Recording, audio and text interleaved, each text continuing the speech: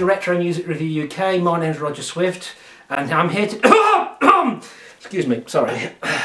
That's my days numbered. Yes, this is... I was Pete Prodigy. This is Pete Prodigy, everyone. The late Pete Prodigy, if you remember him. Yeah, so, yeah, I'll take the gloves off as well. It was a joke, hello people. Reference to the coronavirus, in case you're watching this in about 5 years' time and it's been eradicated. Yeah, I remember that. Remember that, yeah. So, my name's Roger Swift, this is Retro Music Review UK, this is Pete Prod, say hello Pete. Hello Pete. And he is here, and he's a fellow stand-up comedian. Well, you do stand-up comedy a little bit, don't you? I do various bits of stuff these days. A lot of, like later on tonight, I'll be dressed as a woman, but yeah, he does a that will be comedy. Yeah, he does a comedy act in drag, basically. That's his comedy routine. But you do lots of other things. You have your own YouTube channel, which I'll let you plug at the end, and everything else. It's on there. There it is. If you like old computer games. Yeah. So you're also a Prodigy fan, aren't you? You're a big Prodigy nut, which is the point of this video. Part of the brand, really. Pete Prodigy isn't my real name, but a lot of people in the 90s called me Pete Prodigy because I was always going around with Prodigy t-shirts on. Right, it makes sense now. Yeah, that's where it all comes from. So it's better than my real name's Peter Thomas, but that's bland. Okay, you just said it now in the video. Oh, I'm fine. If people know my it's not hard to find my real name, but okay. Peter Thomas is very like John Smith or something like that. But you've got a decent Roger Swift is your real name. Yes. That's a lovely name. Is it? Yeah. Yeah, I mean, Massey Graham's got a joke. He said, "Roger Swift, that's not a name. That's when you shag fast." So, premature ejaculation. Yeah, you must have that for his school. Oh no, actually, I didn't. I Roger the Dodger when I was at school, more than anything. Go to school now. I know that's a little bit wrong, and it'd be 37. It would be, yeah. Taylor Swift. Yeah, I can imagine that now. Yeah. No, it was always Roger the Dodger. Anyway, so we're going to talk about one of your favourite Prodigy songs, aren't we, in this video? This is certainly. This is the thing. Now, usually I always have a copy of the record that I show and to the camera. This is the first time he's actually brought his own copy of the record. Well, CD single in this instance. Here we have. This is the Prodigy's Poison, or it's the Pacific version, isn't it? This is Poison 95 EQ. Which is like the radio edit or remix. A little bit different to what you get on the album. And there's also music from the Jilted Generation. See, I know that much. If you are ever DJing in a nightclub and you see some Prodigy fans about, and you go to your Jilted Generation album and put that track on from a CD, you will probably make the whole thing grind to a halt. As what happened to my friend. Went to his nightclub in Kettering, he was DJing. Whole night in full flow, and then all of a sudden everything's going silent. You hear a faint sound of a phone ringing. If you've got the Jilted Generation album, yes, I know you're on that. You know what happens. I know. If you don't know what happens, I'll put a link in the description to both versions. The first 30 seconds is Liam Howlett just answering a phone saying, "Oh, trying to rock this fucking tune, man." Which is I'll put links in the description. Yeah. So that is not on the single version because straight away you want to kick in, don't you? Yeah, and I know that track 2 is Rat Poison, and that's got a sample of Smells Like Teen Spirit in it, isn't Play it? backwards. Is that correct? That is true. That is absolutely true. If you play so backwards. there you go. I do know my shit sometimes. Yeah. Kurt Cobain's guitar. Yeah. It's not even credited. So I know that illegal. In Smack My Bitch Up, it's got Balls on Parade by Rage Against the Machine, but it's distorted, isn't it? And looped or something. Looped. Yeah. Yeah. So I see. We've seen that video. How to do it on Ableton. Yeah. I can't make music to save my life, but I've watched that video. Well, someone's reverse engineered the song and like put it all back together. They're very clever. There's the One Love B-side got Full Throttle in its original form before it hit the album. Because on the album, they've reversed the vocals. It's all but it's all we're going in full throttle. That's taken from Star Wars. He knows his stuff. See, he's a Prodigy fan. This guy, he knows his stuff. Yeah. You're not like the last person we had on here who just commented on the room. You're talking about the music, man. I like that. Hello, I'm John Pearson. Look at this mess here. Oh dear. Oh, I don't know. I've come down from Melton Mowbray or London, wherever it is I live. Sorry. These are in jokes for comedians. If anyone, Peter Fox will know what I'm on about. No one else will. Hello, Peter. We know you're watching. Foxes. Yeah. Bless. No. So just imagine. I don't know. I mean, I've got like about four subscribers with nothing to do with the comedy circuit. One of which moans all the time every time I put a new video because do another Marmite testing video. Every single time. Why aren't you doing more Marmite testing videos? I'm like, that was a one-off. Spread Marmite on the CD and then just lick it off. No. That would ruin the CD, wouldn't it? Well, it wouldn't ruin the CD. It'd be... No, Tomorrow's World said you could put jam on it. Yeah, that's true. Works. Well, I mean, I've never tried that. Still going to taste like Marmite. Anyway, Anyway, so we're going to play the song, are we? Well, that's the plan. That's the It's usual. an idea. It's an idea. You have your copy as well. Yes, Over there. because he brought his own copy. I didn't actually have this. I had Music to the Jilted Generation, and I had several other Prodigy ones. I got Fast Starter, Rewind, Breathe, Smack My Bitch Up, one other one, I can't think of the top of it, Outer Space. I've got all those. Poison I didn't have. I didn't want to bring along the Fast Starter because I thought that'd be too obvious. Yeah. But, you know. Well, and you could have done the remix, because the remix doesn't have the samples in it. See, am I right there? The Fast Starter remix, there's a remix of Fast Starter that doesn't have the not Killers, the Breeders and Art of Noise sample in it, I'm sure. No, that's news to me. The remix doesn't, I No, think. no, it's by Jamie something, Liam Howlett's friend from DJ'd under Empyrean. Yes. Oh yeah. But Say, yes, technically. Yeah. But then it's a whole mad. It sounds nothing like Fast Starter. No, it doesn't. Really, it's just its own. I know that's thing, on it because I remember Keith's yeah. vocals all cut up and split around. It's his own thing. It's a big techno monster. So there you go. I was just trying to outsmart you there. I was just trying to outsmart you there. You have beaten me on Facebook. You've got some Prodigy questions right that I got wrong. So I can see. I know it's close to the edit by Art of Noise. No, is it Eruption by... No, not Eruption. What's it called by the Breeders? It's SOS by the Breeders. SOS by the Breeders. Which is not even the bit. It's the loop, isn't it? It's the... No. It's the... You got it right first time. That's the Breeders. Yeah. The actual main... Yeah. That is their live guitarist, Kieran Pecker. Right. He did that on the guitar and Liam slowed it down. That's why it doesn't... You don't quite get it as a guitar. It's like... What is this? And when Kerrang reviewed Fast Starter, they said, "Oh, nice one, guys, but where's the guitars?" And it's like, "There's guitars all over it." I like this stuff. I like people who know their shit. I like this. So yeah, I'm the man to come for Prodigy, and you're the man to come for the Manic Street Preachers. Janet Street Porters. Manic Street Preachers. You want to know your shit about them, aren't you, man? He's the Prodigy guy. So anyway, so we both got copies of Poison. And I bought this on eBay, knowing we were going to review it. Stereo. Yeah. So I bought it on eBay, and I've only just noticed there's a crack in it. So anything like that, I get anal retentive, and if there's a crack in it, I have to replace that. So this has only just come from the post. So I won an auction for like 20p and 99p delivery, and I thought it might not have come in time, and it came today. It came in the post. Less than I did. So well, I don't know how much you'd have paid for it back here. Oh, you still got the merchandise. I remember this. Is that mine still in there as well? Hang on. Yep, it's still in there. The merchandise thing was run by Liam Howlett's then girlfriend, Angela Potter, but down in Braintree. Fact. We're learning, people. I was not aware of that. Once on the that's phone. on my list. That's on Sunday's list. That's another story. That's for Sunday's list. I did not know that. Right. And there used to be, Alveston in Warwickshire. Yes. When anybody who bought pop singles in the 1990s knows, send it away for updates and things like that. This is pre-internet kind of type stuff. Yeah, I know. Leamington Spa has a lot of them as well. Alveston, Leamington Spa. I think it's it's Leamington Spa because I looked it up on Google Street View and it's like a warehouse now that's like something else. Yeah, there's a couple of articles that they've tried to track down what happened to that place. Yeah. But yeah, that's where it was always Leamington Spa. I remember that. You used to post it off and it was always Leamington Spa. Right. Do I get the stylus out? Yeah, if you want to, yes. Set it to 33 or 45. Yes, which will be 45 in this instance, wouldn't it? 129 technically, I think it was. Yes. I think that's the CD. So this is the first time the guest's doing it. I'm not doing it myself. I'll pop it down there like that. It's like a Neil Armstrong moment. Yeah. Now, this will sound crap to any audiophiles. There's a lot of bass in this. This is going to obviously sound dreadful. Especially, this is more bassier than... It's not just like Liam Howlett on the phone and this being shorter. This is punchier with its bass. It's a lot more... I'm not an audiophile, but we think of Prodigy with their singles.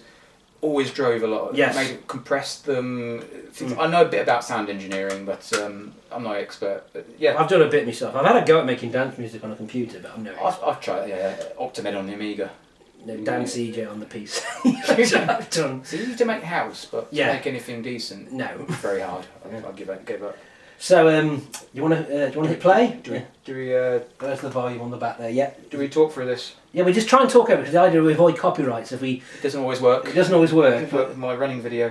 Yeah. So if we turn it, if I don't know which way the volume is. It kicks in. If this was Guitar Hero, not that that's a guitar. Yeah. I get this every time. Never misses a beat.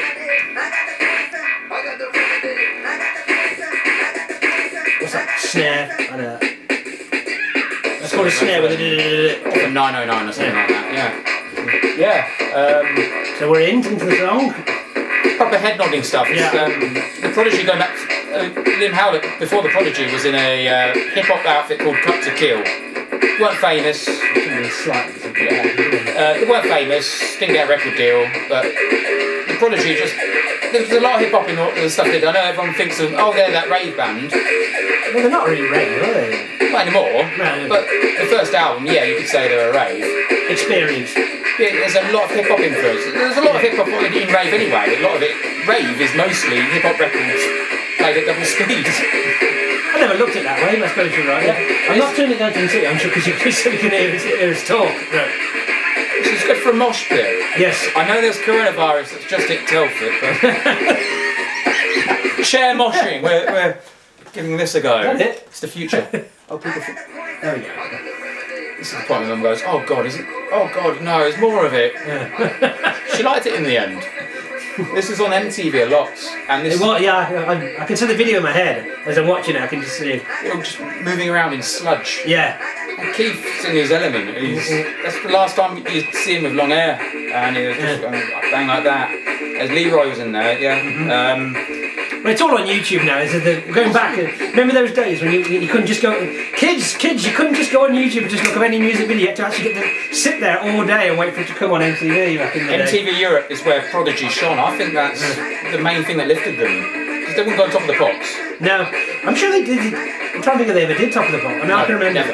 They ever did The videos appeared on Top of the Pops, but it's like Arctic Monkeys and the Clash.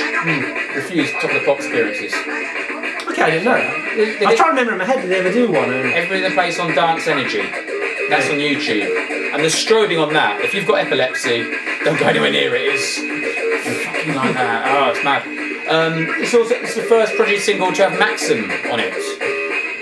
First time you'd see him live and you'd hear Maxim, of course. Yeah. It's not the first Prodigy song to have one of their members on it. Keith Flint's first vocal. What was it? I should know that, I don't. It's not Firestarter. No, it wasn't Firestarter. It was the Sunrise version of Fire. Okay. That bit where they go, right, yes, that's Keith. That's Keith Flint. I didn't know that. I'm learning, I didn't know that. Back in his long hair sheepdog days. Yeah. This is also the first Prodigy single that got regular daytime airplay on Radio 1. Number 15, I know that. You got to number 15. Number 15 is the lowest. Actually, apart from the very first Prodigy single, never even hit the charts. It's only 7,000 made. I've got one of those. Of course you have. Good. Of course you have. Everything from Charlie up until that point. Yeah. This is the lowest charting.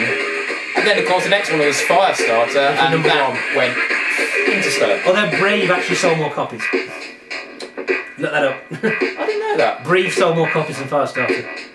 Although, as I said to Laura Monmouth, I said if it was a pointless survey and you gave 100 people 100 seconds, they've never done it, as far as I know, 100 to name Prodigy songs, I said more people would say Firestarter and Smack My Bitch Up than would say Breathe. Breathe wouldn't be pointless, people would get it. Firestarter is the one that it's going to be on their gravestone. Yeah, Firestarter would be the one that scores it. That would be the worst answer. Anyone who not in the UK doesn't know what pointless is will have no fucking clue what we're talking about. Family Fortunes in reverse. Yeah. Anyway, so so we should stop that before we got get... nothing against Firestarter, that's a good song. If that's the only song they're going to be known for by the average man in the street, that's fine. That sums them up, really. Yeah.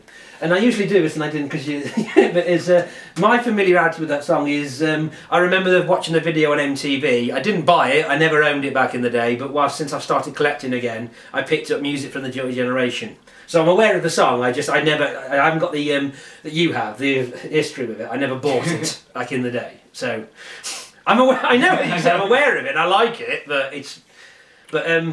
So I the first I knew of the Prodigy basically was I think Firestarter was the thing I think I knew about. I might have it. No, you must have Outer Space. Yeah, I think I had. I can't remember. It's not 100%. Experience maybe. I know I used to watch the dance chart on ITV, chart show. Yeah, I'm sure they were in that. Yeah, they were in that a lot. Yeah, they were in that a lot. People without satellite, that's your way of getting some videos. Yes. But yeah, when we got satellite in '92, Outer Space was on a lot, and that was lovely. Yeah, I think.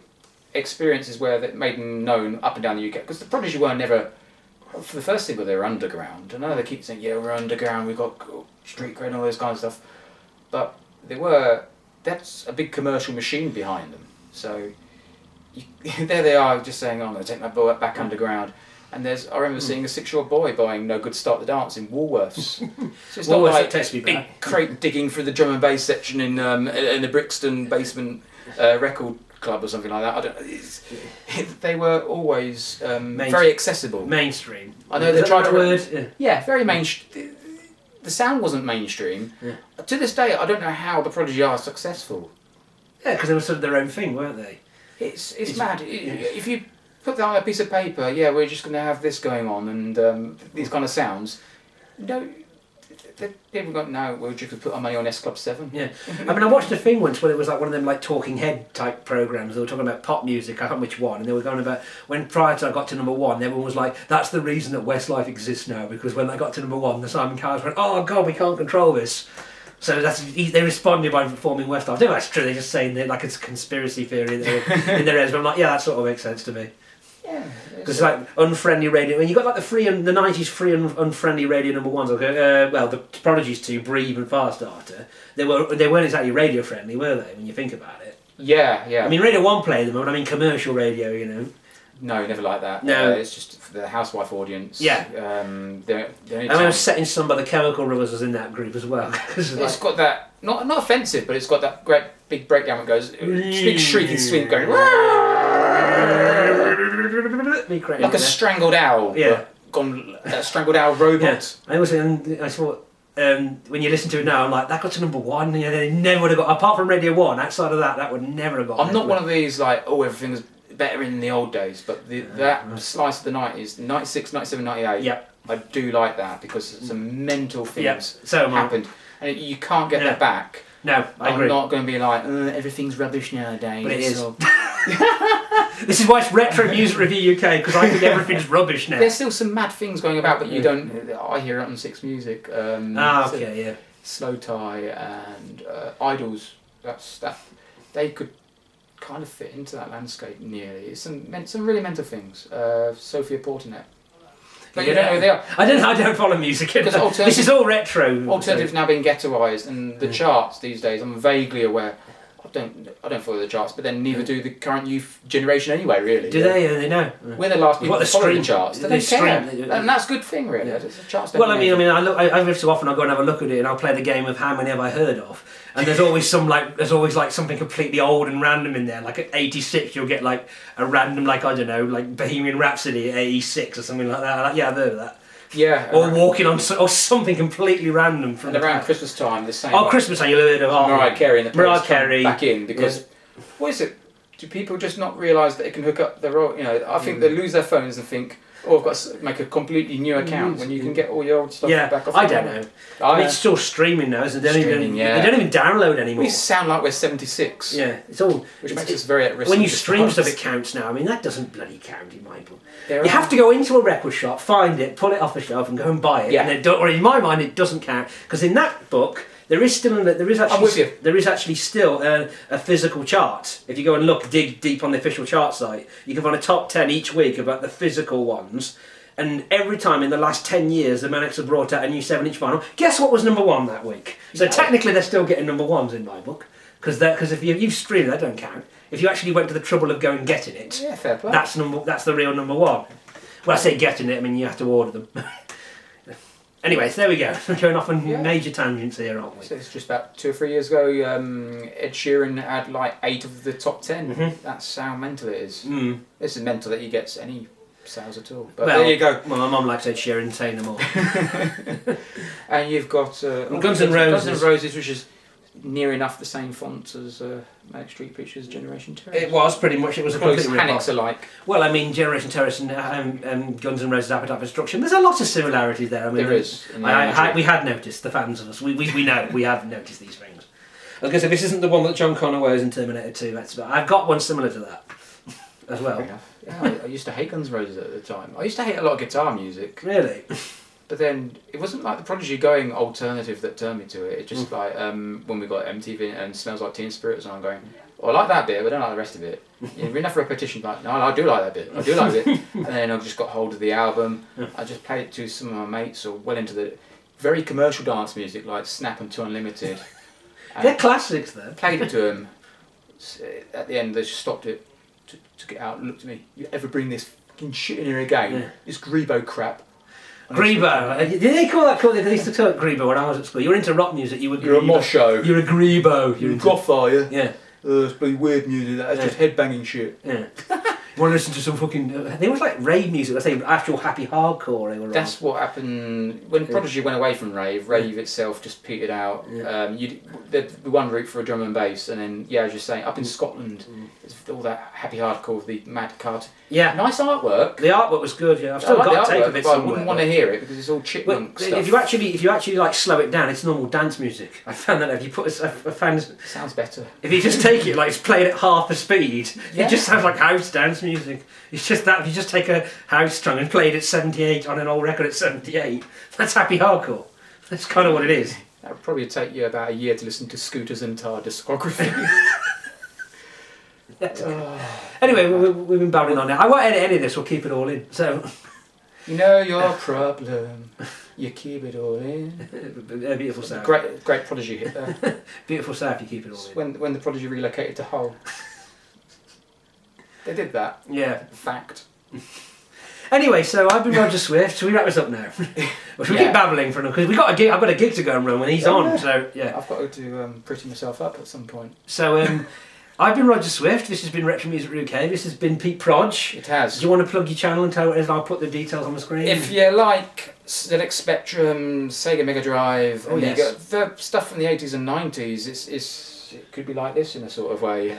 I'm more music, he's more computer games, but that's but I like the retro stuff. You know, I'm into the retro games. Rage 2, yeah. I've got a Mega Drive. That was inspired by the soundtrack was inspired by the Prodigy apparently. Was it? Found that out last year. I do have a Mega Drive. I do have Street of Rage 1 and 2.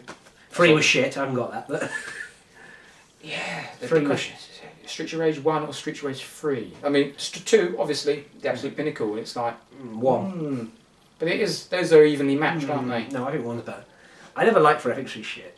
But I haven't got it to the point I don't actually have it. So yeah, so Reheated Pixels is for all of that. And I guess if you want to plug your comedy, but you don't really have a comedy channel, do you? I'll put bits and stuff out on Pete Proj Twitter handle and put your Twitter handle if you want to say. I'll put it in there.